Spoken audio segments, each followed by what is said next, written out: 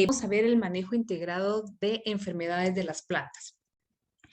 La base para un manejo integrado, en realidad podemos estar hablando de manejo integrado de plagas y enfermedades. Tenemos los mismos, la misma diversidad disponible de tipos de control que podemos emplear dentro de un manejo integrado y pues obviamente ya sea para plagas, hablando exclusivamente de plagas, hablando exclusivamente de enfermedades o de cualquier organismo, pues nos vamos a enfocar mucho en la característica del organismo para tomar estos criterios. Así que por eso les digo que la base del manejo integrado de plagas o el concepto general, ustedes pues ya lo tienen porque lo vimos con el manejo integrado de plagas en entomología. Para no ser repetitiva la información, entonces en esta ocasión pues yo traté de sesgarlo bastante a plantas, pero como les digo, la base es la misma, ¿verdad? Nosotros vimos el manejo integrado y a ver quién se recuerda de la definición de un manejo integrado que nosotros vimos en entomología.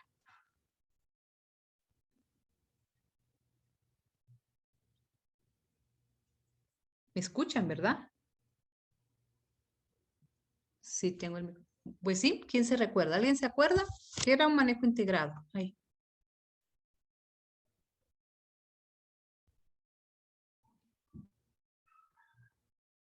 nadie se acuerda.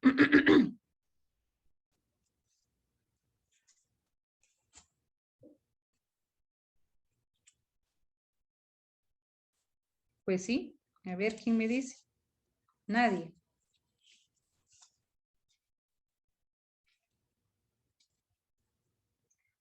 Ingeniera, ¿Sí? por lo que recuerdo es como un conjunto de actividades o métodos que vamos a emplear para poder controlar o prevenir algún agente patógeno. Ajá. Pero habían dos palabritas claves dentro de este concepto. ¿Se recuerda o no? Vamos a ver acá. Aquí vienen las palabritas claves. Dice que el manejo integrado de plaga, qué bueno que dejé la diapositiva y no di por sentado que todo estaba. Pues no es que no esté claro, yo más bien creo que no se recuerdan, pero al darles yo el concepto, pues creo que sí lo van a tener claro. El manejo integrado de plagas es una forma de mantener, bueno, en este caso enfocada a estas definiciones, pues yo las busqué en internet, pero quise para poderles a ustedes poner varias definiciones y de ellas entonces sacar una que integrara todo lo que nosotros consideramos importante. Entonces una de ellas fue esta que dice que el manejo integrado es una forma de mantener los huertos de manera que el daño de enfermedades y plagas esté bajo el nivel económicamente aceptable. Entonces, acá viene el primer concepto clave que nosotros debemos de considerar dentro de nuestra definición de manejo integrado de plagas. Como usted lo dijo, sí, todos los medios que nosotros podamos utilizar para controlar una plaga, pero nosotros podemos emplear diversidad de métodos, pero pueden existir algunos métodos que sean con un valor económico muy alto, a tal punto que pueda superar mi ganancia. Entonces, en ese momento, pues ya no sería viable emplearlo porque si ya no hay ganancia, pues no tiene sentido ese control, ¿verdad? Entonces, por eso va enfocado acá desde un punto de vista económico, cuando se habla de económicamente aceptable. Permítanme un momento. El umbral económico, el umbral económico encaja dentro de esto también, pero es distinto a lo que yo estoy diciendo. Cuando yo hablo del método económicamente aceptable, es que pueden existir algunos métodos que sean muy caros y entonces no valga la pena emplearlos, por un lado. Por otro lado, sí, efectivamente, el umbral económico, que es importantísimo dentro del manejo integrado de plagas y deberíamos de considerar. Cuando hablamos de umbral económico, entonces ya no estamos hablando del tipo de método, si es muy caro o muy económico, sino que estamos hablando del nivel de la plaga. Cuando la plaga alcanza, la plaga o la enfermedad, ¿verdad? Alcanza un nivel que ya cualquier sistema que nosotros queramos emplear me lleva a un costo muy alto para emplearlo, puede ser que este sistema en condiciones de la plaga no sea una enfermedad o una plaga, sea fácil de controlar porque no está pues dispersa en todo el cultivo, no tiene el nivel de daño en la plantación tan alto, entonces podemos emplear algunos métodos que no sean caros y que me puedan llevar a controlarlo. El umbral económico entonces también me puede decir que este nivel de la enfermedad está tan avanzado que ya cualquier método que emplee, si logro controlar la enfermedad, de todos modos yo no voy a tener una ganancia. Entonces sí, también este punto de vista.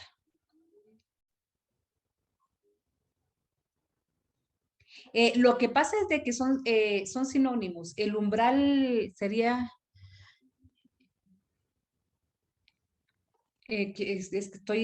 umbral de daño sería un concepto más acertado.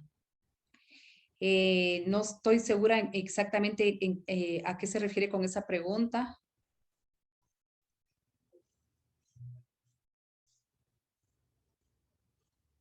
No sé a qué por ejemplo, el umbral económico se refiere al nivel en que yo tengo vean pues, el umbral económico, la definición de umbral económico, tal vez para aclarar su pregunta voy a dar exactamente la definición de un umbral económico.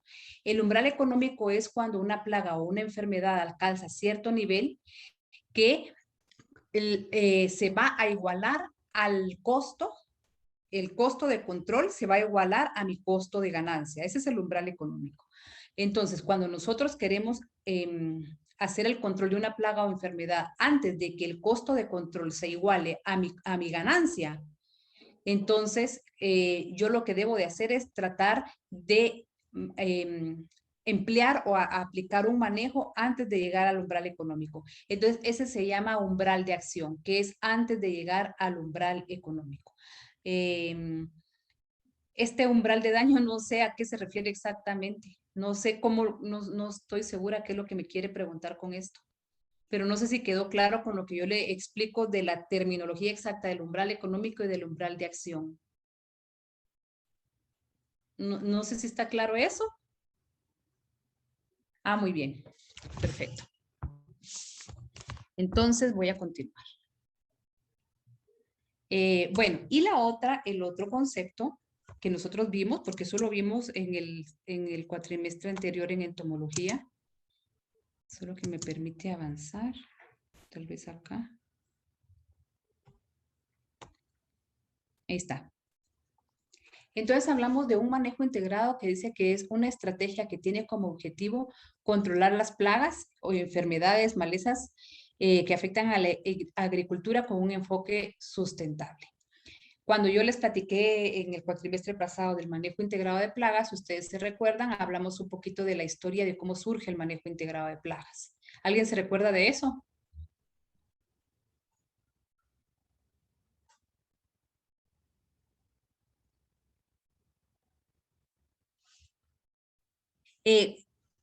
¿Alguien se recuerda de un poquito de la historia de cómo surge el manejo integrado de plagas?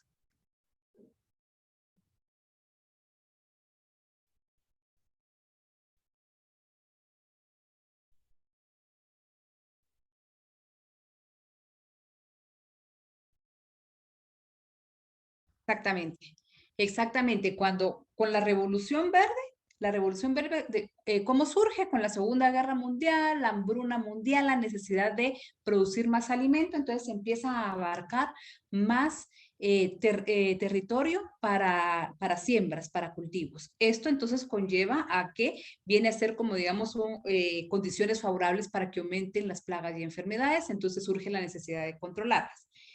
Una forma económicamente aceptable, una forma económicamente accesible ha sido el control químico, además de que también surgen nuevas moléculas para el control de estas plagas y enfermedades. Entonces, como dijo usted, empieza a surgir el uso y abuso del control químico, lo cual también tuvo un impacto porque en ese momento se generaron moléculas químicas para el control de plagas y enfermedades enfocadas exclusivamente a esto, con un estudio inferior al impacto al ambiente. Entonces, posteriormente con los años, se empieza a ver ese impacto que tuvo en el ambiente. Entonces, se empieza a buscar cómo contrarrestar esta situación. Entonces, de ahí también surge el manejo integrado de plagas. Además de que los creadores de moléculas ya empiezan a preocuparse y a buscar unas moléculas que tengan un menor impacto, también, porque eso lleva muchos años, entonces lo primero y lo más fácil era pues la implementación del manejo integrado de plagas, es decir, utilizar distintas herramientas para el control de plagas y no irnos exclusivamente con control químico. Entonces, palabras claves que yo les mencionaba a ustedes que son bien importantes para el manejo integrado de plagas es todo lo que ustedes dijeron, todas las o lo que dijo el compañero que nos colaboró acá en el concepto del manejo integrado de plagas, sí, todas las técnicas, herramientas que nosotros podamos emplear, pero con estas dos palabras claves que deben incluir, minimizando el impacto económico y el impacto al ambiente. Eso es importante dentro del manejo integrado de plagas. Además de utilizar todas estas herramientas, agregar el tema económico y ambiental o sustentable. Entonces, a ver, yo sé que se recuerdan, ¿qué información necesitamos para establecer el manejo integrado de plagas?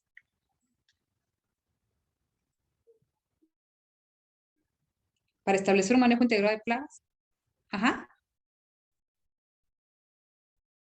En este caso, los requerimientos de la enfermedad, ¿verdad? Pero sí está muy bien. ¿Qué más? ¿En qué etapa fenológica del cultivo va a atacar? Sí, también. Conocer el cultivo exactamente, las condiciones climáticas, ¿verdad? Veamos acá solo para recordarnos un poco.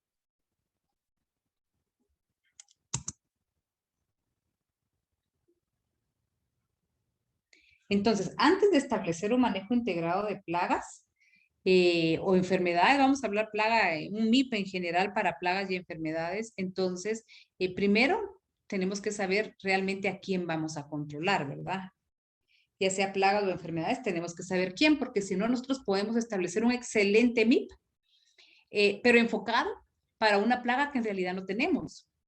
Una plaga o enfermedad que en realidad no tenemos porque hicimos un mal diagnóstico. Entonces, lo primero es hacer un diagnóstico correcto. Luego, todo el conocimiento de la enfermedad. Ahora, como les digo, yo aquí me enfoqué por ser fitopatología más en enfermedades. Entonces, todo el conocimiento de la enfermedad. Entonces, nuevamente, ¿qué necesito saber de ella? ¿Cuáles son estas condiciones ambientales ideales para que ella se desarrolle, por ejemplo, ¿verdad? El rango de temperatura, de humedad relativa, el rango de hospederos que la enfermedad pueda tener, o si tiene, si es un parásito obligado, o también puede ella permanecer como saprófito, por ejemplo, en restos de cosecha, hospederos alternos, como por ejemplo algunas malezas. Entonces, todo eso es necesario que yo sepa antes de establecer el MIP.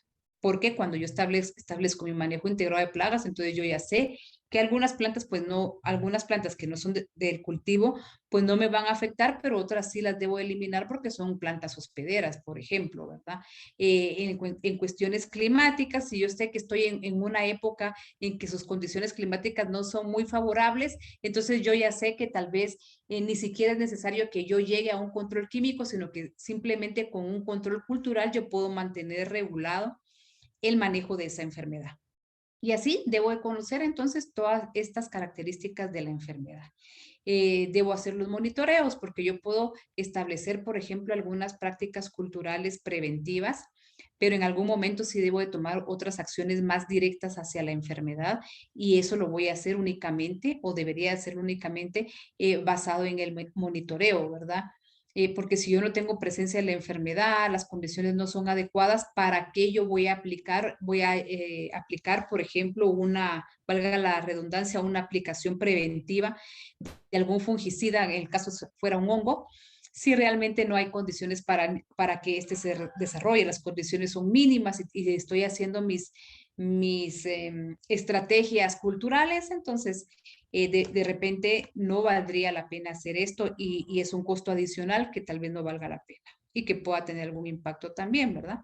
Y entonces, luego del monitoreo y conocer la presencia de la enfermedad, entonces ya establecemos qué estrategias vamos a tomar, considerando todas las condiciones de la enfermedad, las condiciones de mi cultivo y las condiciones ambientales en las que estamos trabajando, ¿verdad? Las condiciones de la región, qué tiene mi vecino, el agricultor vecino, ¿verdad? ¿Qué tiene, qué cultiva, cómo lo maneja? Todo eso también es importante. Si yo ya sé que este señor no maneja bien la enfermedad y lo tengo a la par y mi cultivo también es susceptible a esa enfermedad, entonces yo tengo que tomar medidas para esto, ¿verdad? Tipos de control, entonces, pues no es cuadro, ¿verdad? Esta imagen nosotros ya la habíamos visto anteriormente, todos los tipos de control que nosotros podamos emplear, cultural, biológico, etológico, físico, genético, bueno, acá el autocida no, químico. Y nos recordamos de esta casita, ¿verdad? ¿Se recuerdan de esta casita? A ver, ¿alguien se recuerda de la interpretación de la casita?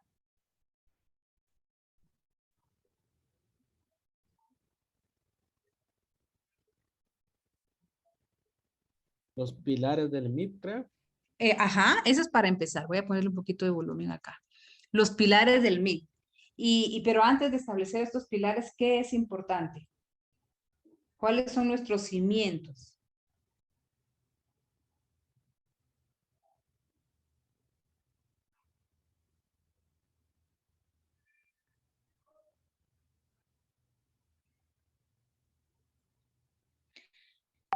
Antes de establecer los pilares del MIP son todos los tipos de control del manejo integrado de plagas, pero antes de poder establecer cualquier tipo de control, los cimientos serían estos, ¿verdad? ¿Qué voy a controlar? ¿En qué cultivo? ¿Qué plaga o enfermedad? Los niveles económicos. Solo en algún momento es considerarlos, tenerlos presentes porque van a haber algunas estrategias como un control cultural que yo no necesito tener niveles económicos, ¿verdad? Factores naturales de mortalidad que puedan afectar. Acá podemos hablar de factores ecológicos, factores biológicos, factores climáticos, ¿verdad?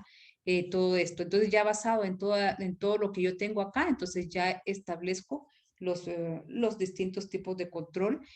Como yo ya les había mencionado anteriormente, no es obligatorio emplearlos todos, ¿verdad? Porque en algún momento ni siquiera encaja emplearlos todos, sino que lo que me sirva a mí es lo que yo voy a emplear.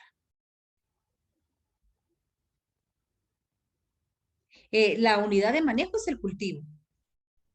No, el cultivo que yo estoy trabajando, ¿verdad? Eso es. Muy bien.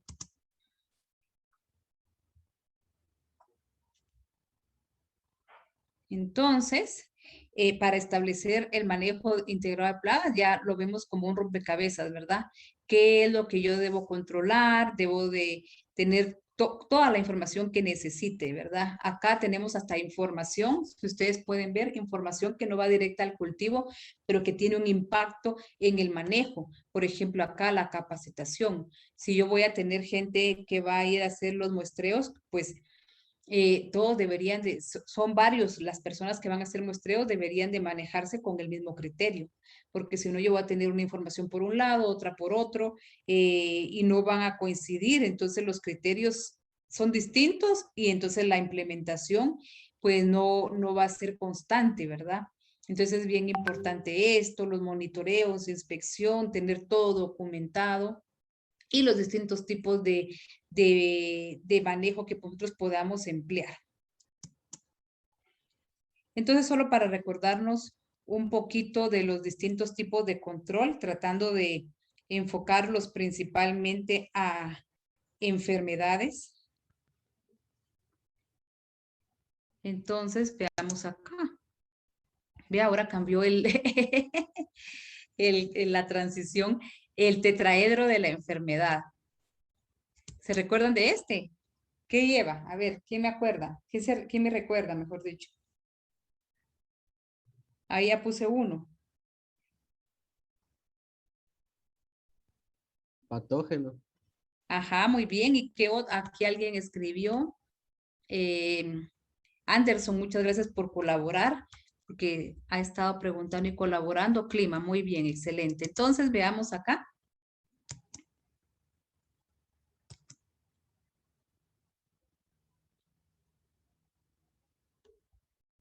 El patógeno, como me lo acaban de decir, y el ambiente, como también lo dijeron. Entonces, y de ellos, acá tenemos entonces el triángulo de la enfermedad, pero nosotros habíamos hablado que había un componente extra, que es el hombre, ¿verdad? Y es un componente bien importante, porque el hombre en determinado momento puede alterar cualquiera de ellos, o alguno de ellos, a veces no todos, a veces todos, puede alterarlos dependiendo de las condiciones.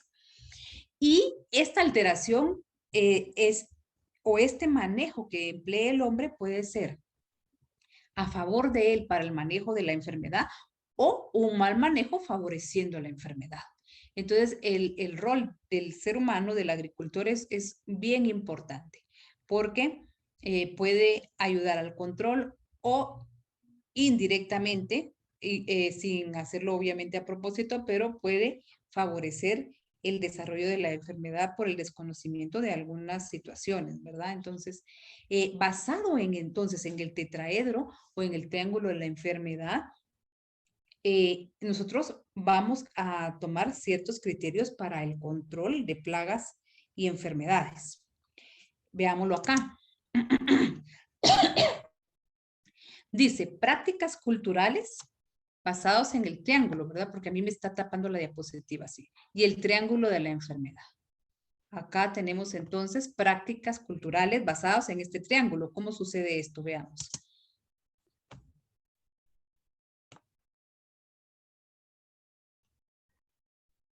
Para empezar, el ambiente. Entonces, en el ambiente, considerando las condiciones ambientales o climáticas, ¿qué puedo yo, cómo puedo yo jugar con esto? No siempre voy a poder emplearlo, pero en algunas ocasiones sí. Por ejemplo, época de siembra. Sembrar solo en alguna época o tener quizás algún desfase de esperarme un mes, pero vale la pena ese mes porque quizás ya hay menos lluvia o está saliendo la época lluviosa, etcétera, ¿verdad? Ahí puedo yo jugar entonces con algunas condiciones ambientales de no dejar tan expuesto al cultivo. La densidad de siembra. Se recuerdan que nosotros dijimos que en el área del cultivo se genera un microclima, se genera cierta condición de humedad relativa y temperatura que no va a ser la misma si yo estoy parada fuera del cultivo o encima, supongamos que sea una hortaliza por encima del área de la hortaliza, ¿verdad? Entonces, si yo manejo la densidad de siembra, puedo manejar ese microclima que se genera entre las plantas. Entonces, esto puede generar ciertas condiciones que no van a ser o que van a ser un poco menos favorables a que se genere la enfermedad, a diferencia de, por ejemplo, una densidad de siembra donde las plantas están muy cerquita una con otra y entonces se presta más a que se dé esas condiciones de humedad y temperatura en esa pequeña región. El raleo también, que viene a complementar o la justificación viene a ser muy parecida a la densidad de siembra. Huésped, estamos hablando entonces de la planta, ¿verdad? Entonces, ¿qué pasa acá? La fertilización y manejo. La fertilización juega un papel muy importante en el desarrollo de plagas y enfermedades. En algún momento, cierto tipo de fertilización y cantidad de fertilización puede tener un impacto a favor del desarrollo de plagas y enfermedades. Entonces, es bien importante el proporcionar al cultivo su requerimiento nutricional y no más de ¿verdad? Aparte de que el darle más también es un recurso económico que se pierde, ¿verdad? Eso en principio dentro de la lógica más básica, pero más allá de eso, cómo se da el impacto hacia el incremento de plagas y enfermedades. El manejo del cultivo en general y las podas. La poda, a justificarse, lo mismo que el raleo y la densidad de siembra, ¿verdad? Una poda permite que pasen los rayos de luz, permite menos follaje, permite ambiente del hospedero, y les decía que la poda entonces también viene a favorecer el manejo de estas condiciones que pudieran favorecer el desarrollo de plagas y enfermedades. Por un lado, y por otro lado también, por ejemplo, cuando apenas está empezando la incidencia de alguna plaga o enfermedad, la poda, o como le llaman en este caso el saneamiento, nos puede ayudar y pudiera entonces evitar pasar a un siguiente nivel como sería un control químico.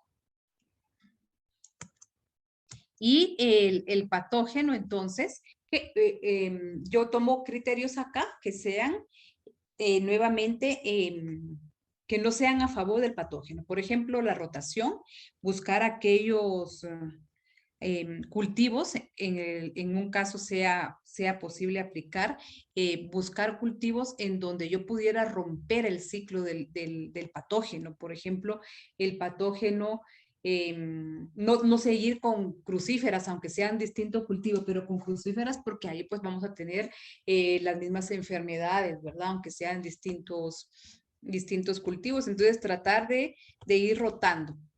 Eliminación de las plantas enfermas. Aquí podemos emplear el solarizado. El solarizado, a ver, ¿quién se recuerda del solarizado?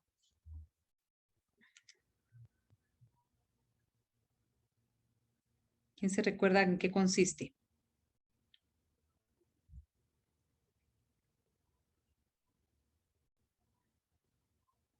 Nadie. Bueno, vamos a ver. Se utiliza plástico para eliminar el patógeno en el suelo, exactamente, a través de la alta temperatura. Ese es el objetivo. Muy bien para los dos, exactamente. Nosotros aplicamos un plástico transparente en el suelo porque este permite que pasen los rayos del sol. Se llega a incrementar tanto la temperatura que va a matar todo, ¿verdad? Va a matar plagas, enfermedades, semillas de maleza, todo. Cuando se utiliza el mulch, es que el mulch no solamente la función de un solarizado. El mulch, ese mulch, más que todo se emplea, ¿qué beneficios me da el mulch? Para empezar, no se pone, por ejemplo, un mes antes, no es un plástico transparente que va a permitir que pasen los rayos del sol y se llegue a incrementar tanto la semilla. El mulch sí, para el control de malezas me puede funcionar nada más. Para conservar la humedad del suelo, por ejemplo, tengo riego por goteo, entonces me ayuda a conservar esa humedad del suelo para esto, pero realmente la función del solarizado no me lo hace el mulch cuando yo lo pongo como tal, ¿verdad? Como lo conocemos en los surcos, en donde va el cultivo, etcétera.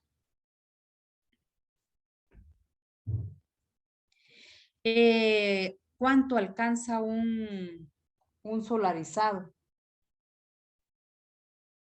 Quizás un solarizado alcance eh, unos 40, 50 grados centígrados, que ya esto pasa el rango, porque el hongos y bacterias tienen su rango, ¿verdad? Tienen un rango normalmente se mantienen un máximo, el rango ideal es entre los 20, entre los 25, ideal, 25 para hongos y bacterias, con algunas excepciones, ¿verdad? Pero buscando en promedio un rango ideal para hongos y bacterias, un 25, un 35 ya está bastante fuera de su rango, 40 grados está bastante fuera de su rango. Muy bien.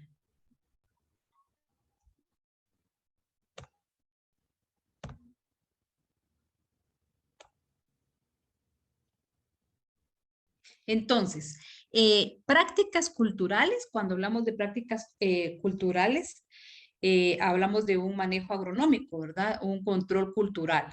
Dentro del MIP estaríamos hablando de un control cultural y los parámetros epidemiológicos, es decir, aquellas condiciones que favorezcan a que se desarrolle la enfermedad, que se desarrolle la enfermedad. Entonces tenemos el inóculo inicial, que dónde podemos podemos tener el inóculo inicial. El inóculo inicial puede estar en restos de cosecha, puede ser transportado en las patas de los animales, es decir, cómo puede ser transportado a través del viento, etcétera.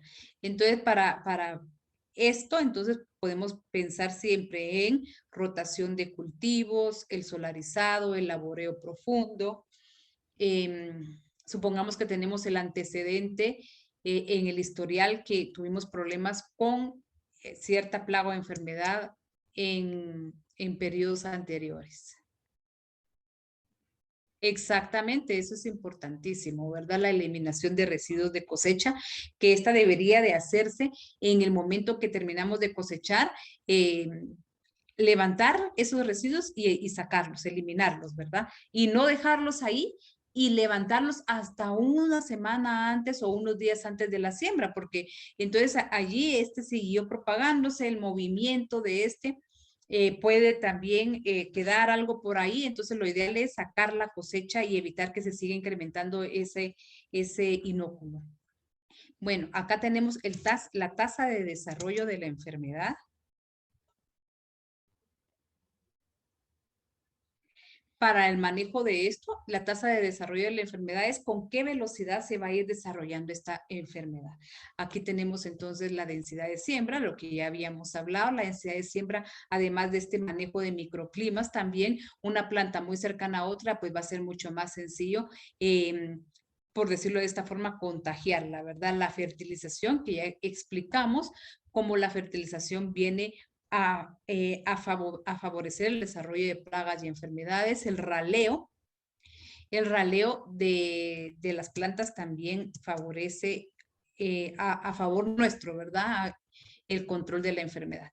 El tiempo varía, el tiempo en que la plantación va a estar expuesta es clave, ¿verdad?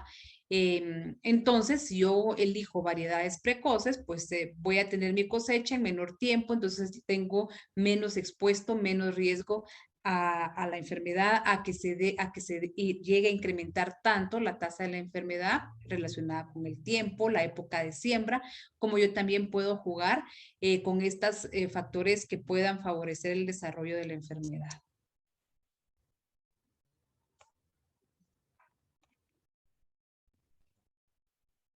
Dime un segundo, solo voy a leer acá.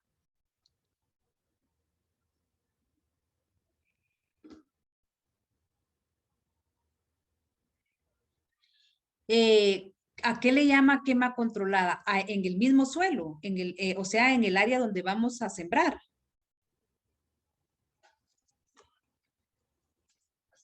Ah, no, eso no se recomienda, eso ya no. No, ya las quemas ya se sabe que vienen a perjudicar, eso no está bien. Quema ya quedó fuera. Ahí lo que hay que hacer es, podemos, por ejemplo, recoger todo el resto de cosecha inmediatamente. Podemos aplicar algunos, si yo tengo mi antecedente que tuve cierta plaga o enfermedad, entonces yo puedo aplicar quizás algún control biológico al suelo para empezar a implementar mi manejo integrado de plagas, pero una quema no, esta ya no.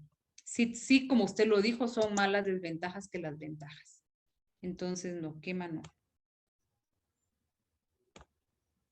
Bueno, ¿sí?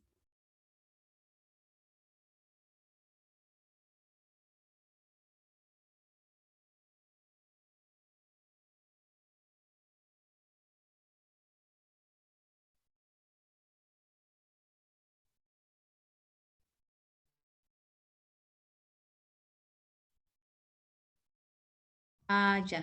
Sí, pues, pero sí es otro enfoque y otra situación, pero el impacto de la quema en los suelos o el suelo agrícola es un impacto pues muy negativo, ¿verdad? Entonces no valdría la pena. Muy bien. Entonces, manejo integrado. Entonces, este triangulito de acá, lo que me sugiere es cómo mis criterios para ir implementando el manejo integrado. Acá, la parte base. Muchas gracias, era Jordi, ¿verdad? ¿O quién habló? Sí, sí, muchas gracias. No le agradecí. Gracias por la aclaración. Muy bien. Entonces, el manejo integrado, entonces tenemos este triángulo. Entonces, con este triángulo, y aquí tenemos el listado de algunos tipos de control. Basados en el triángulo, nosotros tenemos este criterio de cómo poder ir implementando ese manejo integrado de plagas. Mi principal método de control o práctica o tipo de control van a ser las prácticas culturales y las tenemos acá en la base del triángulo. Es lo primero que yo voy a hacer, van a ser mis estrategias claves para iniciar mi manejo integrado de plagas. Desde acá yo ya empiezo a crear, por decirlo así, condiciones adversas para plagas y enfermedades en mi cultivo. Pero simplemente son condiciones que va a tener en algunos casos cero inversión, sino que simplemente van a ser criterios de manejo, como por ejemplo lo que decíamos, densidades de siembra, época de siembra, la elección de las variedades, etcétera, acá. Posteriormente, yo sí puedo emplear métodos físicos y mecánicos, como por ejemplo dijimos las podas, ¿verdad? Y ahí, en ambos, de acá ya estamos haciendo monitoreos, estamos observando qué es lo que está pasando en campo. Si vemos que empieza a hacerse un incremento, entonces acá lo que alguien comentó, los umbrales, se está acercando a mi umbral de acción, entonces yo tengo que estar aquí muy vigilante de esto. Si veo que se sigue incrementando, entonces yo puedo apoyar toda esta práctica con un control biológico.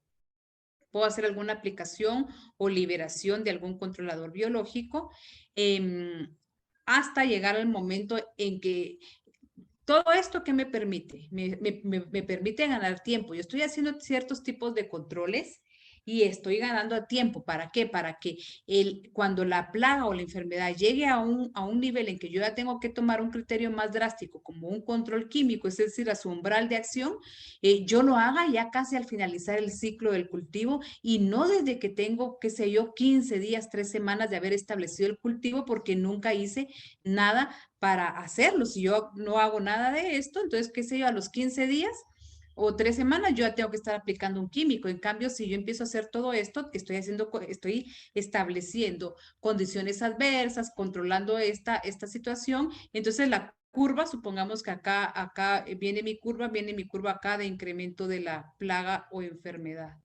acá haciendo todo eso. Si yo hago un control, si yo no hago nada de esto y me voy con un control químico, entonces aquí empieza el ciclo del cultivo y aquí ya voy para acá y ya tengo que aplicar. Y eso es lo que no quiero, ¿verdad? Yo quiero una curva así más acostadita para casi llegar de último al control químico, ya dejarlo de último. Esa es la idea del manejo integrado de plagas.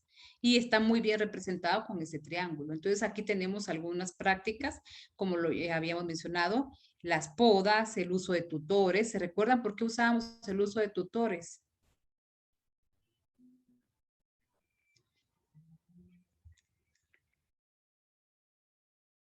Ajá, y entonces entre más acostadas esté acá, en esta parte de acá, se va a generar este microclima muy favorecedor para ciertas plagas y enfermedades. Entonces, en la medida en que yo pueda tenerlas acá más rectecitas, entonces yo puedo controlar más esta situación que se da aquí.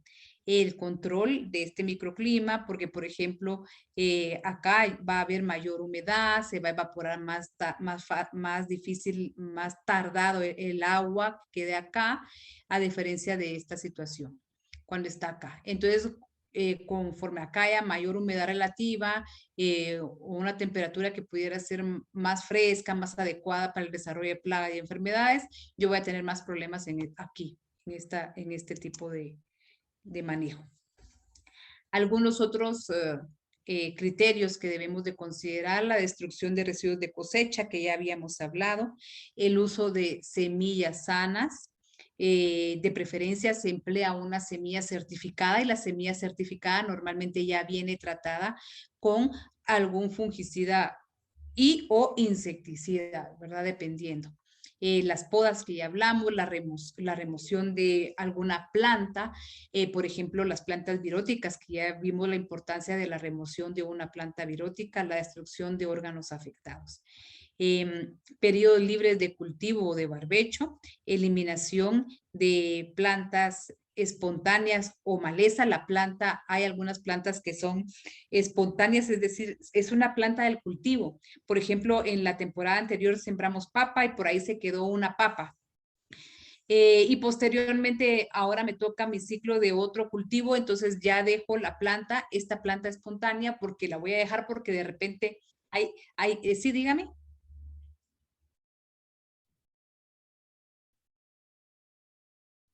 No, no. Periodo libre de cultivo o barbecho son esos periodos en que ¿cómo les digo? En el área de cultivo, en el área donde yo siembro, no voy a tener cultivo, y tampoco dejo que el barbecho que crezcan esas plantas malezas. Y está ahí en reposo el cultivo con cualquier planta que la dejé crecer. Eso es. Eliminación de plantas espontáneas. Bueno, esto ya lo había dicho, ¿verdad? Es que no me acuerdo en qué iba. No, ya me acordé en qué iba. Entonces les decía que las plantas espontáneas, entonces, por ejemplo, como les decía, anteriormente tenía papas, por ahí se quedó un tubérculo tirado y nació una plantita de papa. Entonces yo decidí dejarla porque después cosecho la papa, unas cuantas papitas que sirven ahí para algo. Y entonces resulta que esta va a terminar siendo una planta hospedera para alguna plaga o enfermedad. Entonces no es una maleza, pero sí puede ocasionarme el daño de una maleza por ser una planta hospedera de alguna plaga o enfermedad. La destrucción de hospederos alternos, ¿verdad? Que pudiera ser cualquier otra planta atractiva para la enfermedad o la plaga que estemos manejando. Otras prácticas agronómicas importantes, vamos a ver el manejo de agua, el manejo de riego, ¿verdad? Es bien importante. La elección del tipo de riego en algunas ocasiones es importante. A veces un tipo de riego, por ejemplo, por aspersión, en algún momento puede ser beneficioso, por ejemplo, para algunos tipos de hongo de verano, como por ejemplo la cenicilla, que la podemos controlar con riego. Y a veces este mismo tipo de riego para otras enfermedades puede ser favorecedor por generar toda esa humedad, como que fuera una lluvia que pueda favorecer el desarrollo de estos hongos, como por ejemplo una fitóftora, ¿verdad? Entonces, no solo el manejo del agua, sino que la forma en que se va a aplicar, la cantidad y la forma. Las fechas de siembra que ya habíamos mencionado, cuándo decidir realizar esa siembra, tratando quizás de alejarnos de estas condiciones óptimas que puedan favorecer el desarrollo de una enfermedad. Densidad de siembra, el control de maleza, los hospederos alternos y las plantas voluntarias, que ya todo esto lo acabamos de hablar, de explicar. Control físico enfocado a enfermedades. Ya hablamos del solarizado. Para quien no se recordaba bien, acá está el plástico transparente. Se queda ahí por un mes, 40 días. Transparente para que pasen los rayos del sol y se eleve más la temperatura. Eso va a controlar todo. Hongos, bacterias, nemátodos, semillas de malezas, etcétera. Las bajas temperaturas, ¿para qué? Para el control principalmente post cosecha, ¿verdad? Nosotros hacemos la cosecha y van a haber algunos hongos que van a ser muy favorecidos, que van a aparecer después, los conocidos como enfermedades post cosecha, y podemos retardar el surgimiento de este hongo o impedirlo a través de las bajas temperaturas. ¿Por qué? Porque no son condiciones adecuadas para que se desarrolle el hongo. Este está como desecante, pero que también me va a afectar el pH. La cal, por ejemplo, afecta el pH, siendo una condición adversa para hongos y bacterias en el suelo. Control mecánico. El uso de barreras vivas, puede ser el uso de invernadero, macrotúnel, microtúnel. Esto está enfocado principalmente para insectos, pero de lo cual también es una herramienta valiosísima porque muchos de estos insectos son vectores de enfermedades y nosotros ya hemos mencionado que van a haber algunas enfermedades o mejor dicho, insectos que transmiten estas enfermedades, que el daño que él pueda realizar en la planta al alimentarse es mucho menor que la enfermedad que él está transmitiendo. Entonces, los vectores de enfermedades son sumamente importantes su control, principalmente por la enfermedad que ellos transmiten. La remoción y destrucción manual, principalmente con plantas viróticas que ya habíamos hablado, es un foco de contaminación que es importantísimo eliminarlo del área de cultivo. Control etológico enfocado principalmente a control de vectores. En este caso lo pongo así porque estamos hablando estamos en fitopatología, ¿verdad? El control etológico, ¿en qué se basa? A ver, ¿quién se recuerda o quién me recuerda?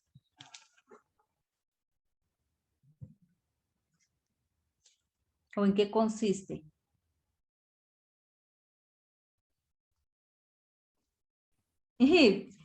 A ver, a Es ver. como, Ajá. Bueno, eso es exactamente, esa es una de las prácticas, pero ¿cuál es ese criterio? Cuando hablamos de un control etológico, ¿qué? A ver, aquí me lo van a responder. Ah, bueno, atrayentes, sí, atrayentes también es otra herramienta del control ecológico, pero ¿bajo qué criterio? Cuando nosotros decimos, a ver, explíqueme en qué consiste el control etológico, entonces, ¿cómo lo describimos? ¿Solo decimos trampas y atrayentes? Utilizar las costumbres de la enfermedad a mi favor. Basado en el comportamiento, exactamente, esa es la palabra clave, comportamiento. Control de plagas e insectos. Está basado en el comportamiento. Entonces, normalmente el control etológico está basado en el comportamiento, más que todo enfocado en plagas. En este caso, por eso yo les puse el control de vectores, porque yo voy a emplear un control etológico. No me permite avanzar. Acá. El control etológico basado como algún atrayente, en este caso el color va a ser ese atrayente basado en el comportamiento quizás del insecto o algunas trampas que no, ya solo esa diapositiva dejé acá. Entonces, enfocado a vectores, ¿verdad? A vectores de enfermedades que son importantísimos. Ese es el objetivo acá, el control etológico yo lo voy a aplicar principalmente para vectores de enfermedades. Entonces, por ejemplo, yo quiero evitar sé que puedo tener mucho problema de alguna plaga o enfermedad. El control etológico en realidad yo lo puedo, en vectores de enfermedades, yo lo puedo utilizar alrededor y colocar, por ejemplo, microtúneles para evitar que llegue el insecto a este o macrotúnel y fuera de este capturarlos con trampas amarillas o con alguna feromona. Y el control legal, a ver quién se acuerda del control legal.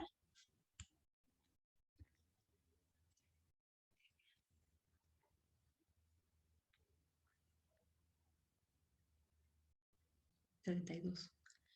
¿Control legal?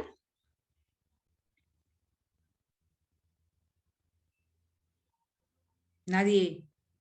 No puede ser. Ingeniera, yo creo que ¿Sí? esto está más que todo regulado por el gobierno, digamos. Exactamente. Basado en leyes. Van a ser las leyes, acuerdos gubernativos, acuerdos, ¿qué más? Ministeriales, etcétera, leyes que nos van a ayudar al manejo de plagas y enfermedades en un país. Dice, método de control legal, entonces va a estar en el cumplimiento de leyes, ¿verdad? Va a estar amparado por leyes del país. Acá vimos las cuarentenas, si ustedes se recuerdan, vimos la cuarentena interna, internacional o externa, absoluta, parcial. Ahorita voy a ver el chat.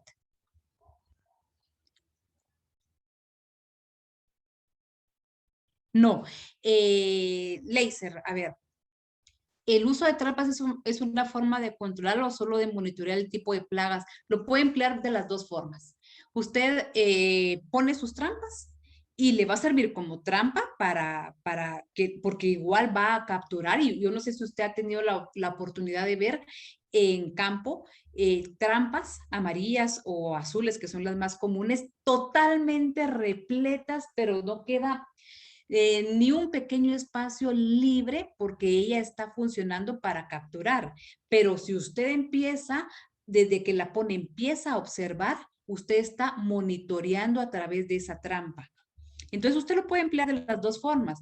A usted le sirve para captura y le sirve de monitoreo. Usted va monitoreando y de alguna forma ella está capturando y está ejerciendo una práctica para ir reduciendo esa población, que si bien es cierto, quizás solo trampa no me va a controlar la plaga en este caso, sí es una herramienta más que yo puedo emplear como control y la puedo emplear como monitoreo si yo, además de ponerla, me voy a preocupar por ejemplo, diario, 2 veces por semana, voy viendo lo que está capturando, voy contabilizando lo que está capturando y voy viendo si realmente la plaga se está manteniendo o hay un incremento considerable en donde yo tendría que tomar medidas, otro tipo de medidas. Entonces, de las dos formas las puedo emplear.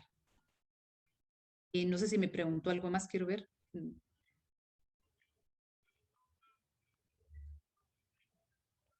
Sí, esa es la que ya respondí. Muy bien. Entonces, ¿se recuerdan? Vimos las cuarentenas, reglamentos de prácticas fitosanitarias, procedimientos que están, ¿dónde encontramos todo esto? En la Ley de Sanidad Vegetal y Animal. Todo lo que es el control legal para plagas y enfermedades en Guatemala, lo encontramos en la Ley de Sanidad Vegetal y Animal. El control de la calidad de los insumos también, ¿verdad? Que los insumos que nosotros, ya sean químicos, biológicos, empleemos para el control de plagas y enfermedades, pues estos también deben de cumplir con cierta normativa, registros sanitarios, etcétera. También tiene su ley, su reglamento, y a través del MAGA entonces se hacen los registros de los productos para que estos puedan ser empleados legalmente en el país. En el país, pues lamentablemente también se emplean productos que no son legalizados. Hay mucho producto que ingresa de México de forma ilegal y tiene sus desventajas y sus ventajas. ¿Cuál es su ventaja? Que es un producto que no paga impuestos, entonces es mucho más económico. Y su desventaja es un producto que no tiene ningún respaldo legal, así que en México, antes de traerlo a Guatemala, puede tener una etiqueta y puede tener la mitad del producto y la otra mitad del producto, por ejemplo, disuelto en agua, puede tener las fechas de vencimiento alteradas, pueden tener otros ingredientes activos que no lo diga la etiqueta. Entonces es un riesgo bien grande utilizar este tipo de productos que no han sido registrados en el MAGA, porque el MAGA es quien ampara realmente lo que nosotros vamos a aplicar, la formulación, la concentración del producto. Todo esto está dentro del control legal, ¿verdad? Y vamos a ver un ejemplo del control legal enfocado a enfermedades, solo que, permítanme, ahí está.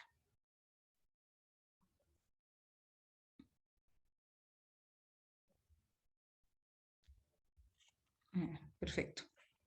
Entonces, acá tenemos el decreto 3698, que es la Ley de Sanidad Vegetal y Animal, y entonces, a través de este decreto, entonces surge la Ley de Sanidad Vegetal y Animal en Guatemala. Un ejemplo, tenemos el Fusarium oxysporum raza 4 tropical.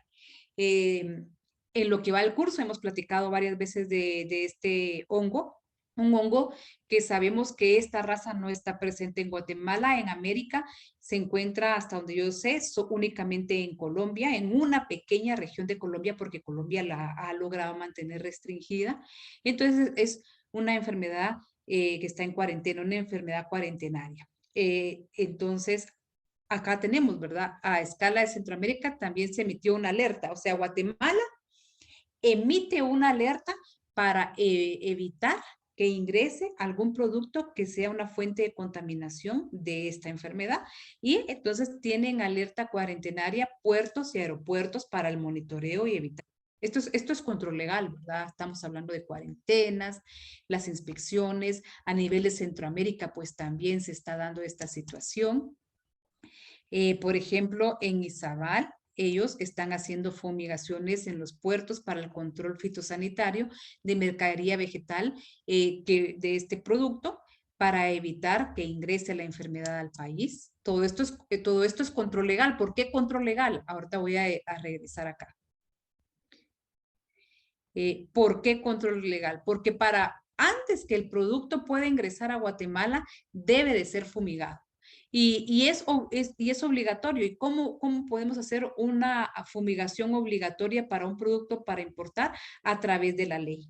Si no es a través de la ley, algo que ampare, que el gobierno lo está mandando, un requisito para ingresar al país, sería algo ilegal, ¿verdad? Entonces, tenemos una ley que ampara la fumigación obligatoria para cualquier producto procedente, por ejemplo, puede ser de cualquier país o puede ser procedente exclusivamente de Colombia, qué sé yo, de Asia, que es donde está la enfermedad también, que es obligatorio su ingreso. O una ley que diga, no, definitivamente producto de musácea de Colombia, totalmente prohibido, ni con fumigación en Guatemala no ingresa. Puede existir una ley que así lo diga también, ¿verdad?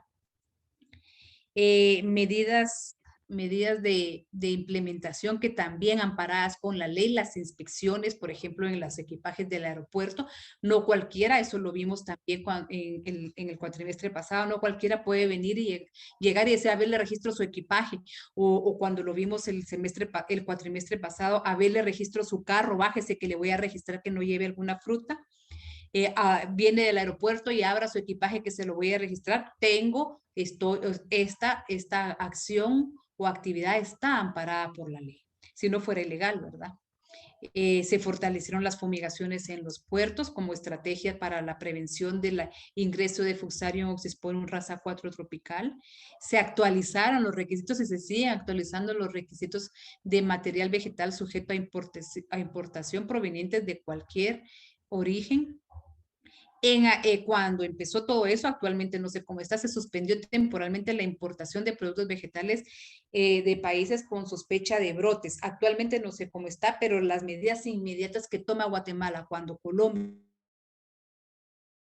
confirma que da en su país, pues lo que les decía, ¿verdad? Se suspende temporalmente importaciones de productos, pero no fue solo de Colombia, sino que cualquier país en sospecha de brotes. ¿Y qué países? Pues ellos tienen su listado de decir, por ejemplo, ¿verdad? Lo que les decía, todo país procedente de Asia, Oceanía y qué sé yo, y Colombia o Suramérica no ingresa.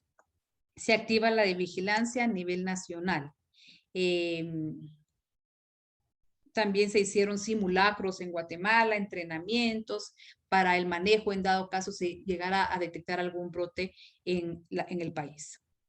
Luego el control biológico, ya habíamos visto el empleo de algunos organismos biológicos para el control, en este caso de enfermedades, tenemos a Trichoderma harzianum. Aquí les puse algunas de las enfermedades que Trichoderma puede combatir, por ejemplo, hongos de suelo.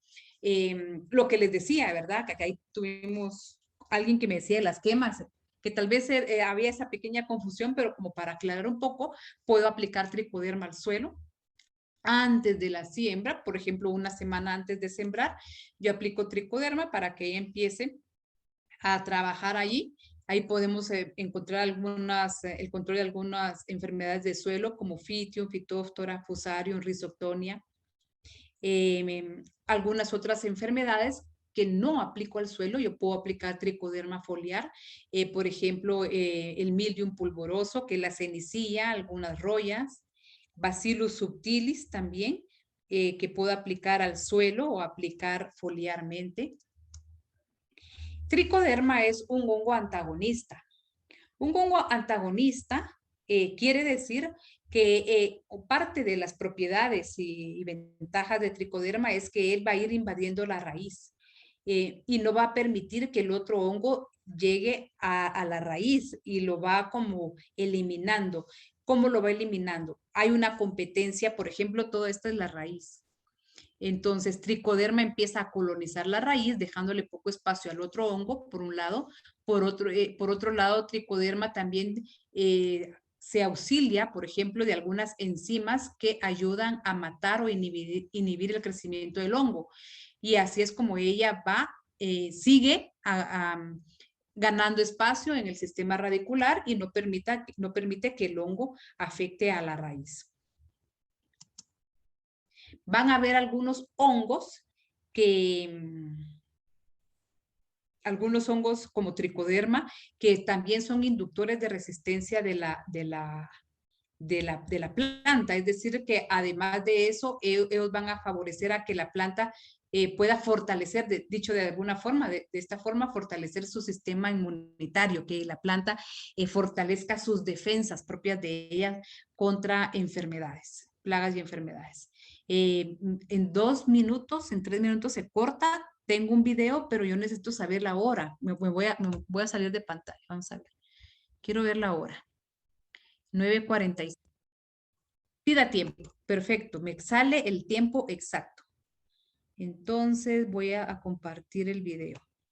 Este video es de un fitopatólogo que empieza a explicar todos los tipos de control. No lo hace, él no lo va a explicar como que fuera una cátedra, sino que está hablando un caso real en Argentina. Entonces, me dan un momentito. Entonces, ahora les... Muy bien, aquí va. Muchas de las enfermedades que padecen los cultivos están vinculadas a las cuestiones climáticas, desde antes de la siembra y hasta mitad de la etapa reproductiva. Aún sin saber cómo se presentarán estas condiciones climáticas en la campaña gruesa, hay pautas que hay que tener en cuenta. Según el fitopatólogo de la Universidad de Buenos Aires, Marcelo Carmona, el monitoreo es lo más importante, sobre todo desde la aparición de los hongos del suelo hasta las enfermedades de fin de ciclo. Mirando de reojo lo que ocurra con el clima, productores y asesores ya empiezan a palpitar cómo puede presentarse la campaña de granos gruesos. El fitopatólogo Marcelo Carmona analiza las diferentes alternativas en lo que respecta a la aparición de enfermedades y su manejo. Sobre el rastrojo de soja, básicamente es el principal problema que posteriormente vamos a tener, que es el crecimiento de enfermedades cuyos patógenos sobreviven en los rastrojos. ¿Esto qué quiere decir en términos prácticos? Va a haber mucha más presión de enfermedades de fin de ciclo, indudablemente, si las condiciones ambientales son al menos normales. Uno cuando habla de condiciones ambientales ya corre el riesgo de entrar en una vorágine de incertidumbres que finalmente no sabe cuál va a ser la situación en enero, febrero, inclusive marzo, por lo que van a atravesar los cultivos de gruesa. Se estima que puede ser un año al menos normal, por lo menos con precipitaciones normales que acompañen el crecimiento del cultivo. Y siempre que haya algo bueno para el cultivo, también lo es bueno para las enfermedades, especialmente las de fin de ciclo. Entonces va a haber un crecimiento también de las enfermedades de fin de ciclo y una movilización por el uso de fungicidas en este aspecto. Pero también en algunos sectores hay preocupación por lo que pueda suceder, especialmente con algunos hongos de suelo que tienen alguna relación con situaciones hídricas de llenarse con agua y después vaciarse, es decir, un déficit y hay un exceso de agua que puede ser el causa de esta próxima campaña, especialmente por ejemplo de los de muerte súbita, que también son hongos de suelo que generan una disminución de rendimiento drástica y con daños y que ha generado preocupación en los últimos años. La mancha ojo de rana no hay que tampoco descuidarla, especialmente relacionado con los cultivares susceptibles. Si bien las últimas 2 campañas no hemos tenido movilizaciones de preocupación por la ojo de rana, eso no significa que con inviernos benignos como fueron estos que pasaron, que generalmente los inviernos benignos se asocian muy bien con ojo de rana posterior, no tengamos que la preocupación, por lo menos del monitoreo. ¿Y cuál es la estrategia para el manejo integrado de enfermedades desde el tratamiento de semillas, sabiendo el aumento de la carga de hongos del suelo que hay con el monocultivo de soja en las últimas campañas de nuestro país? Cuando uno plantea unas decisiones de manejo sanitario integrales para el cultivo de soja, el primer pensamiento es la semilla. La semilla debe tener una buena calidad, pocos daños mecánicos, buen poder germinativo, vigor, viabilidad. En general están habiendo partidas buenas en relación a esto, pero también debe tener buena sanidad. Muchas veces uno está convencido de que está haciendo un tratamiento de semilla correctamente, pero descuida cuál fue la cantidad de patógenos que estaba presente en la semilla, cuáles patógenos estaba y en qué lote lo va a sembrar esa semilla. En general, lotes donde las temperaturas son frescas a la hora de la siembra o son inundables o las fechas de siembra son muy tempranas y tenemos problemas de pitium o de fitóstora que pueden malograr el stand de plántula. Y en esos casos uno tiene que saber que hay moléculas como el caso de metalaxil en particular, que son específicas para este tipo de omicetes, es decir, de pitium y fitóstora, en la cual debería incluir. Valorar la presencia, si hay o no mildew en la semilla, valorar si hay o no la presencia de mancha ojo de rana, eso va a finalmente definir dosis y moléculas a utilizar en el tratamiento de semilla. Además, uno tiene el antecedente en qué lote va a sembrar en relación a los hongos de suelo. Los hongos de suelo están creciendo cada vez más, hay mucha preocupación porque las herramientas de manejo que tiene el productor y el asesor son cada vez más limitadas, más difíciles y por lo tanto muchas veces no tiene mucho que hacer para controlar a estos hongos de suelo, pero debe tener especial atención a aquellos suelos donde tienen antecedentes de hongos de suelo o, por ejemplo, antecesores maíz, donde van a hacerse soja, porque, como comentábamos, se va a hacer más soja esta campaña. Los que vienen con antecesor de maíz, en general hay una tendencia a que poder encontrar más registros de muerte súbita en esos casos, con lo cual va a tener que prestar atención a algunas medidas quizás complementarias de manejo, como la elección de variedades de mejor comportamiento. El monitoreo es uno de los temas en los que Carmona hace hincapié como una herramienta para llegar a tiempo en el tratamiento de enfermedades. Si bien todos los productores y asesores están protagonizando su atención hacia la rama negra, que no compita, por favor, con la falta de atención o por la necesidad, mejor dicho, de atención que deben tener sobre las enfermedades. Si bien la rama negra es un problema emergente, extraordinariamente importante, yo veo que hay mucha más preocupación volcada en el manejo de malezas, que de hecho lo tiene que haber, pero que no desatienda la necesidad de monitoreo y toma de decisión de enfermedades que pueden aparecer y que en las últimas campañas no estaban apareciendo, como es el caso, por ejemplo, de ojo de rana, como es el caso de enfermedades de fin de ciclo fuertes, en particular, especialmente en soja. Y eso hace entonces que el segundo punto que yo quiero recomendar es que exista un monitoreo todavía sistemático en el cultivo de soja y, por supuesto, en el cultivo de maíz, que todavía el cultivo de maíz necesita aún más monitoreo, porque no se está acostumbrado a monitorear maíz. El tercer punto es que esta decisión esté basada en criterios de conocimiento y no en criterios económicos. Si es una campaña difícil económica, muchas veces hay gente que utiliza menores dosis o utilizan fungicidas que no son tan eficientes. Yo trataría de no caer en esa posibilidad y trataría de que el mejor fungicida o las mejores moléculas y las dosis correctas sean aplicadas en los campos donde se requiera y en el momento en que se requiera, y no se disminuya la inversión pensando que uno va a ahorrar en esas circunstancias, porque a veces, muchas veces sale más caro eso que otra cosa. Y finalmente, chequear cuáles son los lotes que van a ir a semilla de antemano. Y esto significa que no seleccionemos los lotes de semilla posterior, sino que los lotes que van para semilla verdaderamente sean conducidos con una preferencia, con una jerarquía distinta a los lotes de producción convencionales. Y esto significa un monitoreo mejor, más sistematizado, eventualmente una segunda aplicación para mejorar la calidad de semilla. Y esto es un poco lo que tiene que acompañar un sistema de manejo integral en el cultivo de soja. ¿Cuál es la diferencia que presentan, sobre todo en el manejo y en el control, los productos químicos versus los biológicos? El control biológico es lento y acumulativo. Y se ha visto que en cultivos extensivos no ha tenido una expansión de éxito generalizada. Lo ha tenido más éxito en superficies reducidas, en invernáculos, en cultivos hortícolas. Pero cuando se va a un cultivo extensivo, el control biológico necesita ser reforzado. Reforzado con sustancias inclusive que no compitan con el control biológico o que no dañen al eventual controlador biológico. El caso de los fofitos que pueden pulverizarse en las hojas, pero poder llegar a las raíces puede complementar algunos efectos de controladores biológicos que son incorporados desde la semilla para poder contrarrestar justamente los ataques de los patógenos que atacan raíz y tallo. Esto es lo que estamos nosotros investigando desde la Facultad de Agronomía de la Universidad de Buenos Aires y tiene que ver básicamente con la posibilidad de aprovechar las defensas que tiene la propia planta en su propio beneficio. Es muy sencillo entender la tecnología de los fungicidas clásicos. Un fungicida clásico es aquel que va a colaborar con la planta, pero tiene una misión fundamental, enfrentarse cara a cara con el hongo.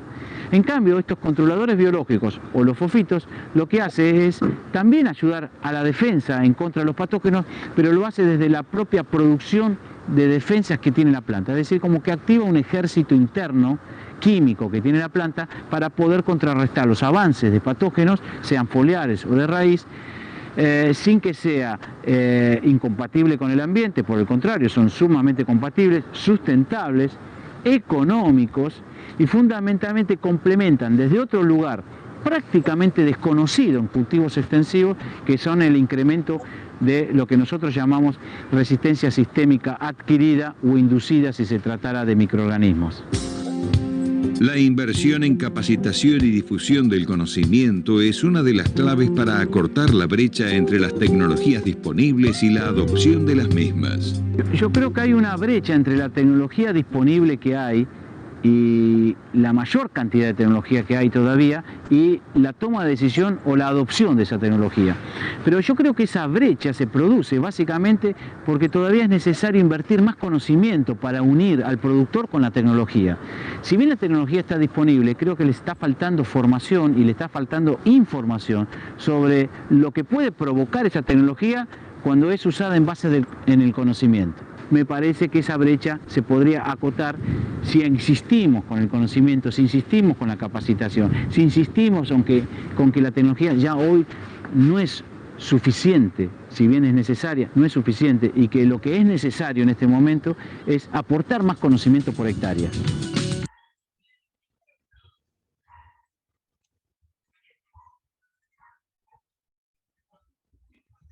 Muy bien. El tiempo se nos acabó, pero podemos discutir si hay alguna duda o comentario en la próxima clase. O si desean, lo podemos volver a ver en la próxima clase. Como ustedes quieran.